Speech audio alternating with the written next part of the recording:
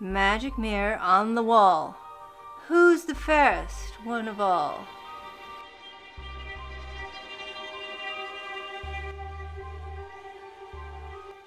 Snow White.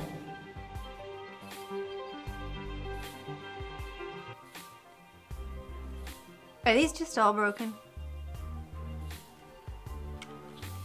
This is a black mirror. Specifically, it's a scrying mirror. And in this video, I'm going to show you how to make one. It's pretty easy. The only trick is, do you really want to find out what it will tell you? Mirror dark, portal black. How can I get my future back? Oh, honey. You never have.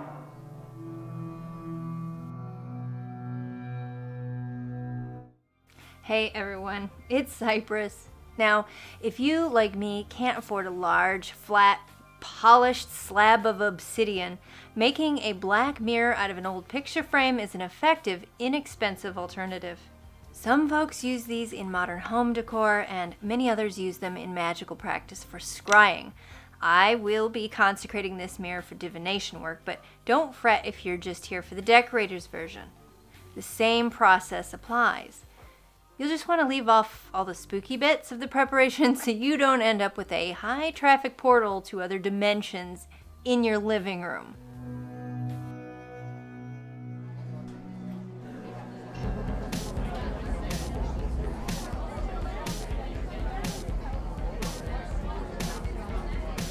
Oh, stop, please. Hey, did you ask for a ginger ale or a lemon mango? All right, let's get started. First, you'll need a frame with glass. You could just pick one up at the dollar store, but be sure the glass is real glass because plastic won't be as reflective. Alternatively, you could use a mirror. I'd recommend avoiding this if possible because it will take time and chemicals to remove the reflective backing. I really like this frame. I found it years ago in a Deseret Industries thrift shop in Utah, although clearly it was also in a Savers before that. It's gorgeously ornate, but also it's already been used magically. My mother stationed it for a few years to ward a room that had been haunted. But that's a story for another video. The bottom line for me is that this frame has been in at least 2 thrift shops, had at least 4 owners, traveled across the continent, and is already familiar with screening guests. It's been there, done that, and I think that lends itself well to the purposes of serving as an interface to the collective wisdom of existence. Mirror and the wisdom which lies within, with what severity will the storm roll in? So, you know the internet has weather reports, right?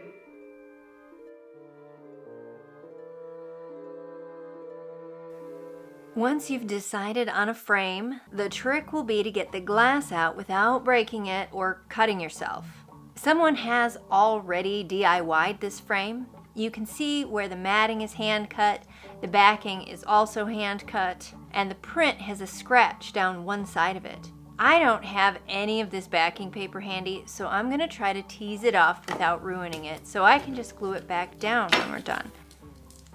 Okay, yeah, that's not going to work. Screw it.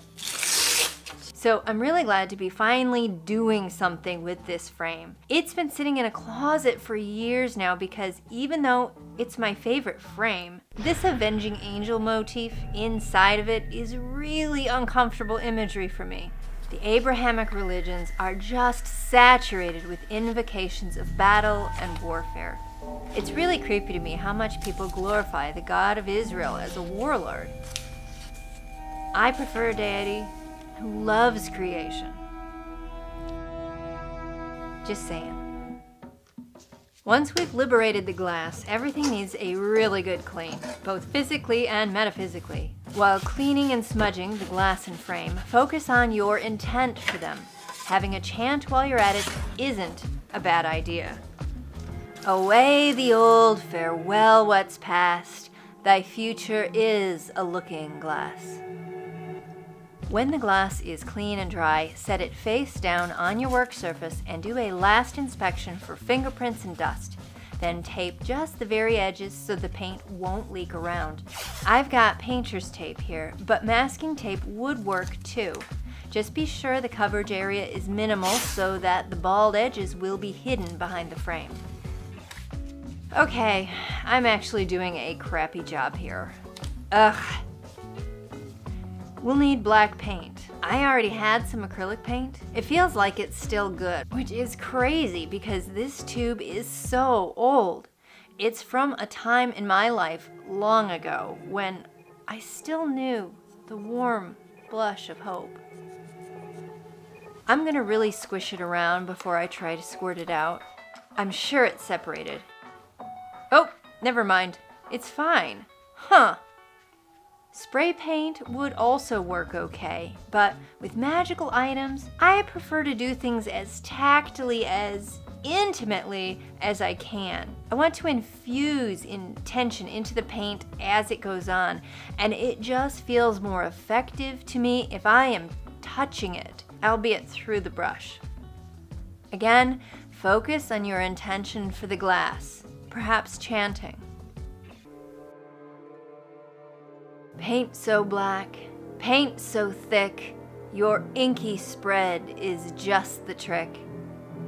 Cloak this glass in magic night, so let me scry and see it right. Dark concoction, thin the veil, mysteries of the deep reveal. In this tar, this slag, this jet, show me wisdom unlearned yet.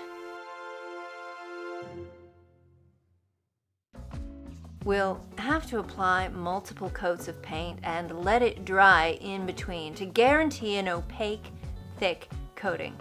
So let this be an all-day project.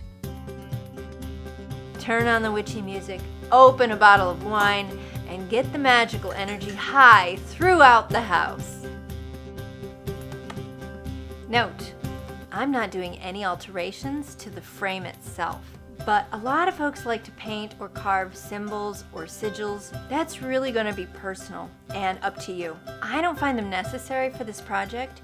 Besides, I think the ornateness of this frame is more the point for me, and I could always draw symbols on the back if I felt the need. Once the paint is fully dry, carefully place the glass back in the frame and secure it. Then glue the backing down if you have one. Please note that I am not using a glue gun for this. If for some reason you or anyone else should need to get back into this, you do not want whoever it is to be cursing your name to the skies because you've made it so difficult.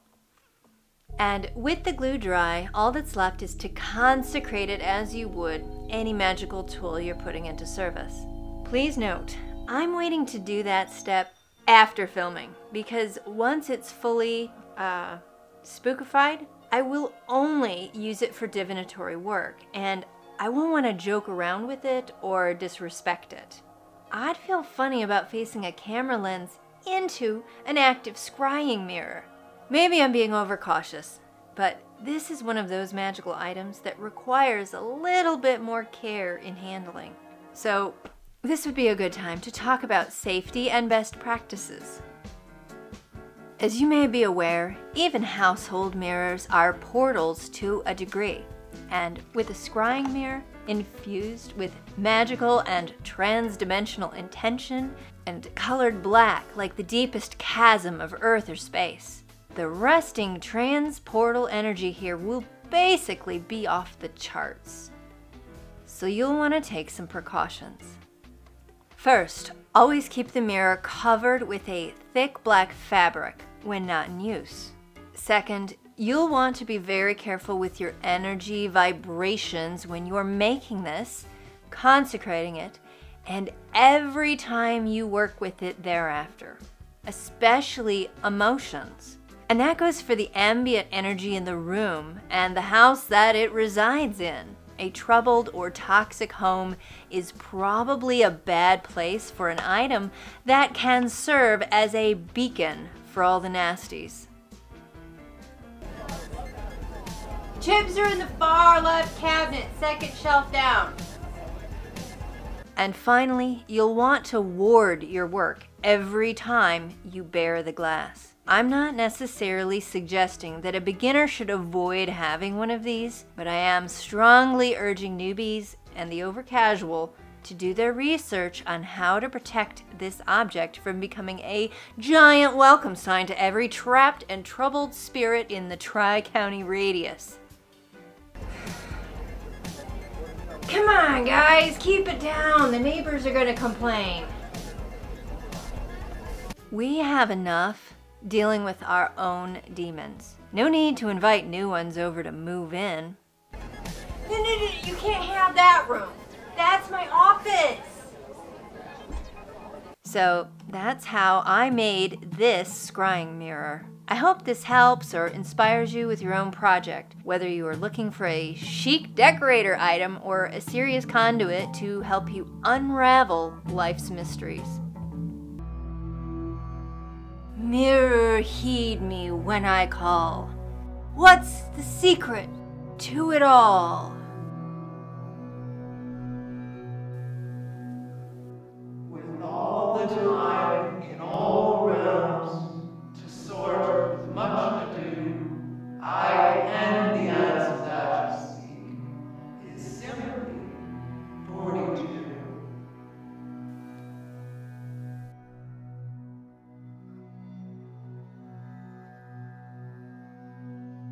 As always, thanks for watching, and keep the magic wild.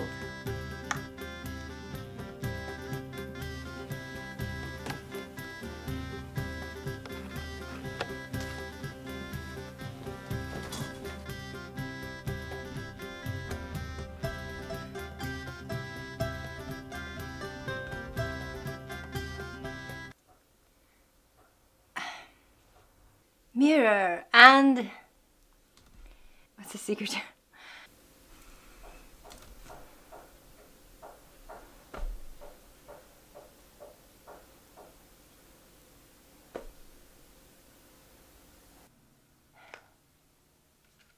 We gonna stop with hammering or not? These just all broken?